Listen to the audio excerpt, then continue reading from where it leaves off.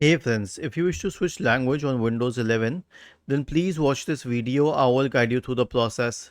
Right click on the start button and select settings from the menu. Now go to the time and language tab on the list on the left hand side. Select language and region in the right pane. To add a language, click on add a language. Now I'll choose a different version of English. So let me check English Canada. Simply select it, click on next and then install it. But merely installing the language does not make it the default language. To make it the default language, click on these three dots here and select add move up till it reaches the top, and then you can change the default language from Windows display language from here. Now it's not installed yet, that's why it's not showing the option, but you can choose the default Windows language from here. Was this helpful? If yes, then please subscribe to the channel.